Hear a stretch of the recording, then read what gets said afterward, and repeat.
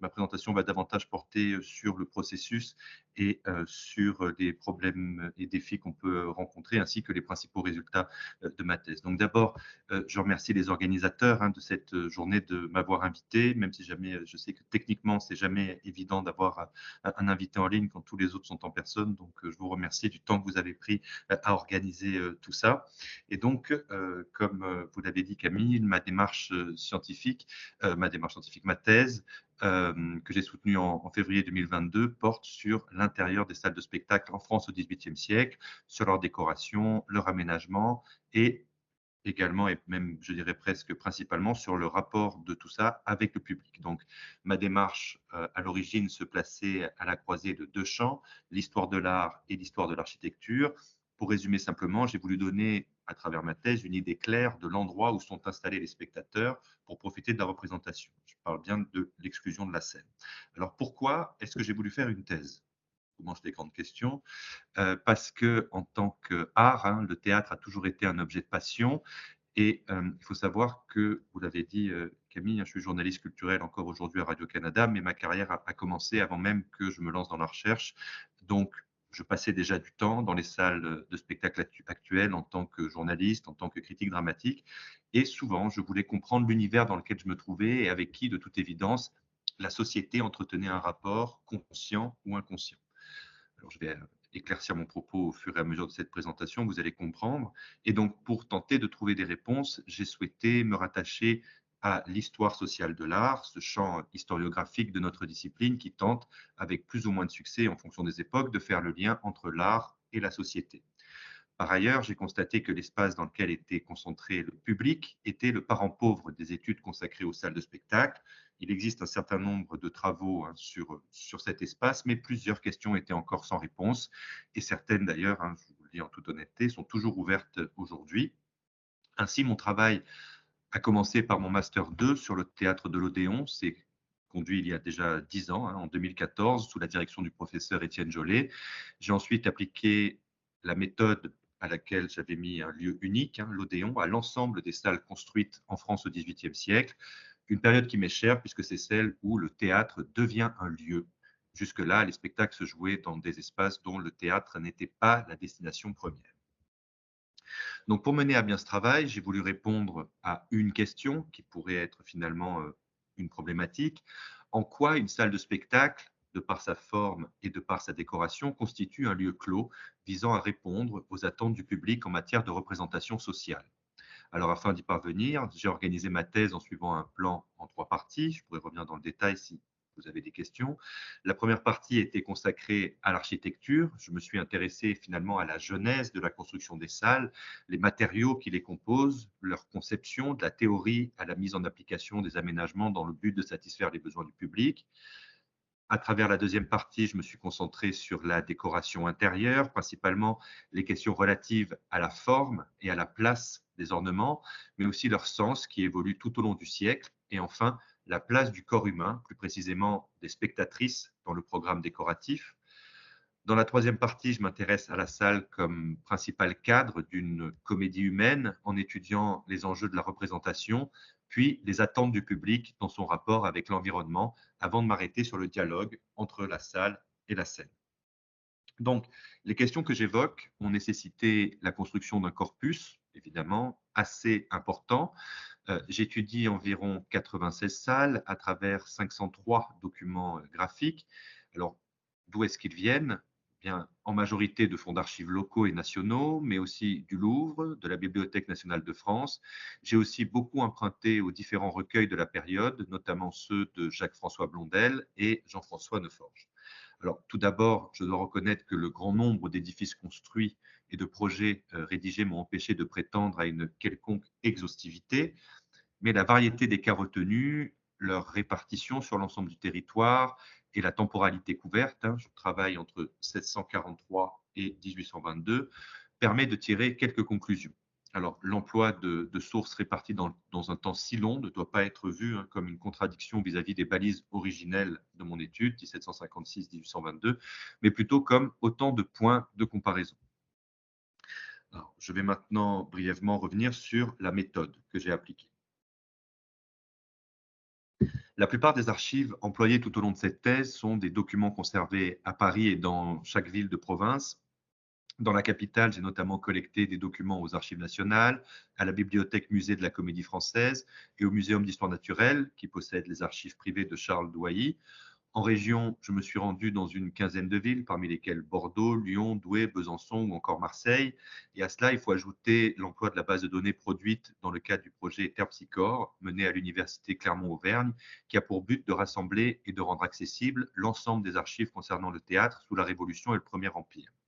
Grâce à l'aide de cet outil, d'ailleurs, j'ai pu explorer une quinzaine de fonds supplémentaires, notamment pour les villes du Havre, Nîmes ou encore Bayonne.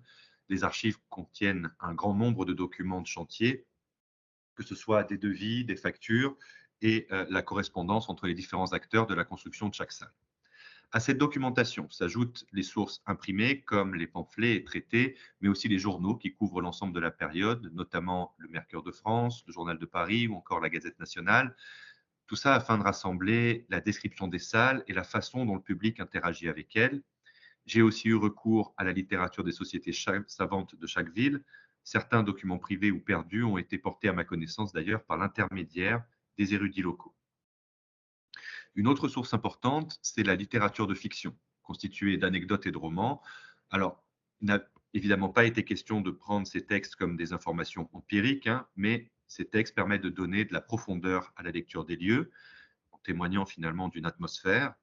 Donc, ma thèse, avec tous ces éléments que j'ai évoqués, se situe finalement à la frontière de l'histoire de l'architecture, de l'histoire de l'art, mais donc aussi, comme je l'ai dit au début de ma présentation, il est important de reconnaître des emprunts fréquents à la littérature et à l'histoire sociale. Alors, à la méthode documentaire s'ajoute la lecture des images. Hein. C'était vraiment un de mes plus gros travaux quand j'ai travaillé à la rédaction de ma thèse. Chaque représentation, chaque image a été étudiée individuellement selon un processus commun avant de croiser les analyses aux sources archivistiques et historiographiques. Ce processus m'a aussi permis de rendre mon corpus cohérent en traitant chaque image pour ce qu'elle a de singulier, mais aussi dans une perspective commune. Me conformer à un cadre aussi rigoureux ne m'a pas mis à l'abri de certaines difficultés. L'une d'entre elles, hein, la première, et je pense que la principale de mes difficultés dans mon travail, ça a été l'abondance d'archives. Si certaines salles n'ont aucune source connue, d'autres sont bien documentées et offrent une profusion de textes vis-à-vis desquels il faut faire des choix. Je pense notamment aux salles de Bordeaux et de Besançon. De plus, dans chaque facture ou état conservé, il faut parvenir à faire le lien entre ce qui a un rapport avec la décoration, ce qui a un rapport avec l'intérieur ou non. Je parle de documents qui font à chaque fois plusieurs centaines de pages, hein, puisque dans le cas de Bordeaux, de Besançon ou même de l'Odéon à Paris, j'avais les devis, j'avais les factures, les états d'ouvrage. On parle oui, même, parfois même de milliers de pages pour certaines salles. Alors en parallèle, la grande quantité de documents de chantier ne masque pas la rareté de documents explicatifs relatifs à la décoration à proprement parler, notamment à l'iconographie, parce que des documents qui parlent en fait que de ces sujets-là dans toutes les archives, j'en ai trouvé que quelques très rares exemples, et pour des salles particulièrement prestigieuses comme l'Opéra de Versailles. Alors, à cela s'ajoute l'état matériel de certains documents ou de fonds d'archives qui ont été détruits par des incendies, donc ça c'est le cas à Bordeaux à la fin du 19e siècle, ou plus récemment les guerres, hein, notamment dans le quart nord-ouest de la France. Par ailleurs, alors que j'arrivais au bout de mes recherches, j'ai remarqué un certain nombre de fonds que je n'ai pas pu visiter ou sur lesquels je n'ai pas porté assez d'attention, bien que s'y trouvent des documents potentiellement intéressants. Alors, je peux citer par exemple, en ce qui me concerne mon sujet, hein, donc des bâtiments disparus. J'aurais pu aller travailler aussi aux archives de la préfecture de police de Paris. Je ne me suis pas suffisamment concentré dans les archives des menus plaisirs. Mais il y a également aussi eu des défis j'ai presque envie de dire technique, encore une fois, puisque pendant que je travaillais à mes recherches, une partie des archives municipales de Nantes ou de Montpellier, par exemple, étaient inaccessibles, parfois même pour des durées indéterminées. Et à cela s'ajoutent des fermetures d'autres institutions, hein, comme par exemple, moi, quand j'ai travaillé à ma thèse, le musée Carnavalet avait été fermé pendant plusieurs années, par exemple, alors que j'avais déjà fait des recherches là-bas pendant mon master, je n'avais pas pu en faire davantage pour ma thèse.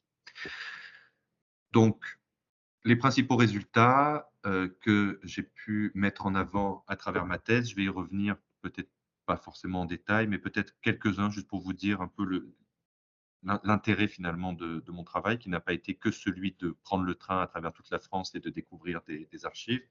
Donc, Le premier résultat, parmi les plus importants, je pense, de mon travail, ça a été, hem, la mise en évidence d'un modèle, heu, à la française des salles de spectacle, qui est bien différent du poncif qu'on emploie dans le langage courant, qui est, parler de salles à l'italienne. En fait, les salles italiennes et les salles françaises sont bien différentes. Donc, les salles construites avant celles de Lyon en 1756, heu, bon, dans les détails, mais Lyon, finalement, c'est la salle de Lyon, de Soufflot à Lyon, pour ceux qui la connaissent, c'est le point de départ, finalement, d'une révolution des salles de spectacle en France, dans l'architecture des salles de spectacle en France. Donc, euh, les salles construites avant celles de Lyon en 1756 suivent généralement un plan rectangulaire et recyclent, pour la plupart, des espaces qui n'ont pas été conçus à l'origine pour accueillir un théâtre. Cependant, l'aménagement contient un certain nombre d'ingrédients qui composent les nouvelles salles, paradis, amphithéâtre ou encore parterre debout. Et ces espaces ne peuvent pas être exclus de l'étude de la réforme architecturale qui marque les théâtres au milieu du siècle. Autrement dit, bien que novatrice, la salle de Soufflot ne constitue pas pour autant une rupture brutale. Alors, je vais revenir encore une fois parce que je me contredis avec ce que j'ai dit il y a une minute. Mais donc, à travers mon travail, j'ai pu souligner que dans la deuxième moitié du XVIIIe siècle, émerge donc un modèle de salle à la française, nuançant la parentalité italienne communément admise. Ce modèle présente une structure où amphithéâtre, parterre et parquet se succèdent au rez-de-chaussée et où les rangs de loges montent jusqu'au plafond. Leur forme est différente des salles à l'italienne et celle-ci se diffuse à l'échelle du territoire. Alors, plusieurs artistes comme Soufflot, comme Victor Louis ou comme Claude Nicolas Ledoux se rendent de la capitale en province pour réaliser leurs projets et en même temps, certaines villes confient la responsabilité des chantiers aux architectes locaux. Donc, en fait, le modèle que j'ai mis en évidence, il apparaît à travers une circulation entre les différentes villes de province et la capitale, selon finalement ce qu'on appelle une dynamique de réseau, qui concerne aussi les ouvriers. Les salles elles-mêmes sont de taille variable, hein, et peuvent accueillir entre 600 et 3000 personnes. Il y a aussi l'exclusion des spectateurs de la scène en 1759, c'est-à-dire que jusqu'en 1759, le public pouvait s'asseoir aussi sur scène et les acteurs devaient parfois s'excuser pour pouvoir entrer sur scène. Donc, cette exclusion des spectateurs de la scène en 1759 a invité aussi les architectes à créer de nouveaux aménagements pour recaser le public particulier, hein, qui occupait ces places. Si les anciennes salles accueillent entre 2 et 3 niveaux de loge, les nouvelles sont généralement dotées de 4 ou 5 niveaux et le paradis occupe le dernier. Les séparations entre les loges aussi s'amenuisent, hein, et sont généralement à hauteur d'appui, c'est-à-dire qu'il n'y a pas des boîtes comme en Italie, alors qu'elles sont de plus en plus orientées vers la scène. Les salles à la française présentent aussi la particularité de ne pas avoir de loge centrale, encore une fois, grande différence, mais elles ont systématiquement des loges d'avant-scène jusqu'à ce que leur présence soit remise en question, donc à la fin de ma période d'études. Deuxième principal élément de, de résultat de ma thèse, c'est la question des décors, évidemment. Donc, les cadres d'avant-scène, justement, concentrent la majeure partie de la décoration. Au fil du siècle, du XVIIIe et du début du XIXe, le pilastre est rejeté au profit de la colonne. Les sculptures occupent fréquemment les coins supérieurs et le dessus du cadre de scène. Ces dernières représentent généralement deux personnages féminins, dos à dos, flanquant un objet central. La plupart du temps, c'est un blason fleur-de-lysée remplacé par d'autres symboles à partir de la Révolution. L'autre grande partie des ornements se concentre sur les plafonds. Alors, cela accueille notamment des ciels dans le but de donner une impression d'espace. Cette zone peut aussi être couverte d'imitations de vélum antiques ou d'ornements architecturaux, hein, comme des caissons. Et les loges offrent finalement moins de surface à l'expression des ornemanistes, mais il faut noter que tout est mis en œuvre pour couvrir les surfaces autour des spectateurs. Par ailleurs, il est rare que dans une salle, tous les rangs de loges soient décorés de façon similaire. La décoration des salles vient aussi avec l'émergence de nouveaux matériaux comme le carton. Le bois reste le matériau le plus employé sur les chantiers, mais des parties entières de l'édifice, hein, comme les couloirs ou les escaliers, sont désormais en pierre, parce qu'il y a la question de matériaux incombustibles à cause des incendies. De plus, certains matériaux plus coûteux sont réservés aux places où se trouvent les spectateurs les plus importants. Donc, mon travail a permis de mettre en évidence une distinction des places, de l'importance des places dans la salle, par la richesse des matériaux qui sont employés en fonction des étages. La décoration répond aussi au principe de convenance, hein, très important au XVIIIe siècle, dans sa forme comme dans son sujet. La décoration doit être analogue à l'objet pour lequel elle est employée. Sa mise en valeur est l'objet d'attention et afin de renforcer les effets, les ornemanistes jouent sur les contrastes de couleurs. Dans l'aspect principal, le bleu est la couleur générale des salles, le rouge n'est pas absent mais employé dans une bien moindre mesure et l'aspect global des salles doit suivre un programme cohérent qui vise à créer une sorte d'unité décorative. Elles sont particulièrement cohérentes, mais comme elles peuvent l'être encore aussi dans les salles qu'on peut voir du 19e siècle, qui sont des salles, bon, je ne vais pas commencer à faire des digressions.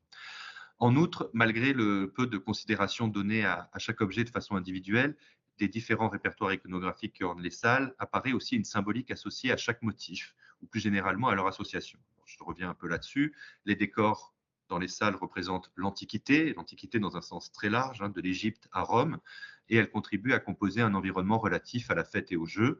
Il y a aussi la volonté par le décor de créer un temple des arts dont la fonction apparaît par la présence de divinités relatives au théâtre. Apollon est le sujet principal de la plupart des programmes, mais il est accompagné de Jupiter, Mercure, Bacchus ou encore Mars. De plus, le lien est fait entre Apollon et le pouvoir en place, que le dieu représente le monarque ou plus tard le pouvoir protecteur des arts pendant la Révolution. Certains programmes montrent aussi l'union entre le commerce et les arts, réunissant dans une même œuvre la gloire politique, l'excellence artistique et la réussite financière. Ça, c'est le cas à Bordeaux. Les arts de la scène sont aussi glorifiés à travers les représentations des attributs relatifs à cet objet, hein, ou les muses qui les caractérisent. Thalie et Melpomène sont les premières représentées dans les salles, Euterpe à leur suite. Cet objectif est aussi rempli par la reproduction de scènes emblématiques du répertoire dramatique ou opératique de la période, et à cela s'ajoute la glorification des auteurs, hein, ils sont très importants à l'époque à travers le culte des grands hommes. Le lien entre ces derniers et l'Antiquité est toujours flagrant, créant ainsi une sorte de légitimité entre les auteurs du siècle et leurs aïeuls auxquels ils se réfèrent. Au fil des différents programmes, il faut noter aussi, et ce sera le dernier point concernant la décoration, la place particulière laissée au corps humain. Ça, c'est vraiment quelque chose sur lequel j'ai beaucoup travaillé. La présence du corps apparaît dans l'emploi des cariatides, des atlantes ou des thermes à l'origine vitruvienne, mais il y a quand même une des aspirations des architectes qui justifie aussi une certaine simplicité des programmes ornementaux en comparaison à ceux de la fin du XVIIe ou de la fin du XIXe, c'est-à-dire qu'on laisse la place au corps des spectateurs dans la conception même des projets. Et à travers les commentaires des architectes, les femmes sont les principaux ornements des salles. Alors, elles occupent les premiers rangs des loges par convention. Elles sont ainsi réduites à l'état d'objets ayant pour fonction d'orner l'édifice et de la lumière à la couleur des fonds, tout concourt, hein, à mettre en valeur les corps féminins. Les spectatrices sont des ornements elles-mêmes décorés de leur toilette et par extension, donc, la mode est un élément remarquable dans le programme décoratif, respectant elle-même le principe de convenance, et les salles de spectacle sont des places fortes de la circulation des goûts vestimentaires. Le dernier point que je mettrai en avant dans mes conclusions, c'est les choix du public qui guident ceux des architectes. Donc, comme je t'ai dit, les femmes occupent généralement le premier rang de loge, mais il faut retenir que le public des salles suit une organisation spatiale complexe, hein, comme principal outil de distinction, vous l'avez entendu notamment avec les matériaux, mais la place au théâtre est le prolongement visible de celle occupée par les individus dans la société. La séparation entre les différents groupes s'opère dès les parties introductives.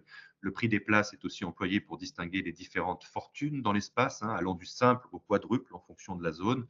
Les places les plus coûteuses étant les plus commodes, hein, on dirait aujourd'hui confortables, pour la représentation de soi aux yeux du reste de la société. Les architectes sont attentifs aux problèmes et aux demandes, hein, qui émanent de la société.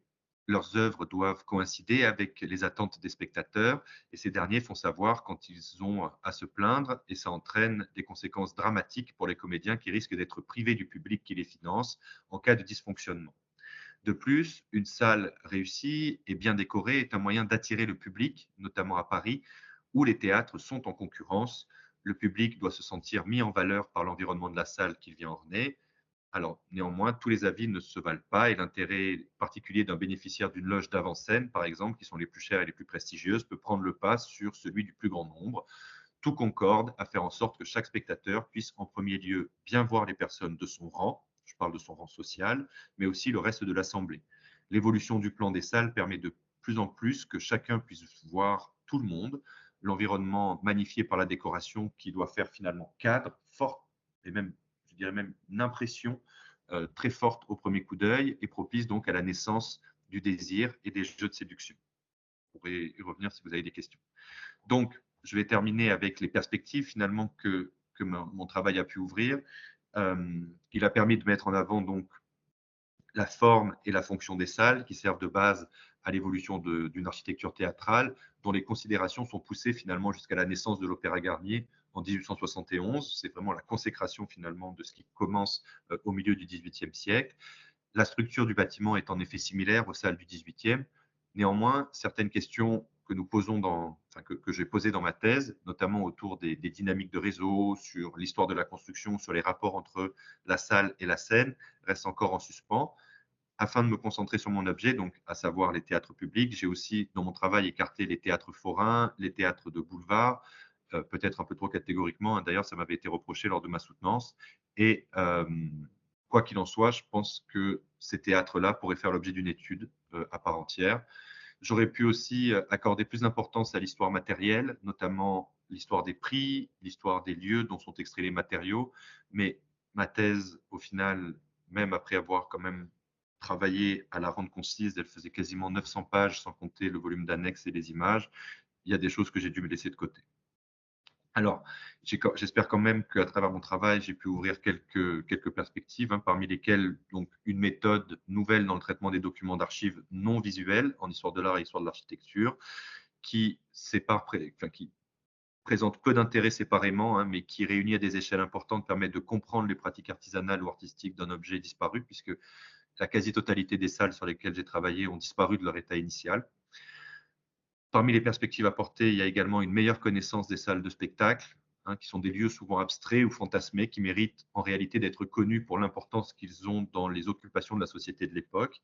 Et j'espère aussi que ce travail, maintenant après 2 ans après la soutenance, j'en doute, mais en tout cas, c'était mon espérance à l'origine, que ça pouvait servir de base à tous ceux qui s'intéressent à la restauration des salles de spectacle ou qui sont intéressés notamment au numérique dans les humanités.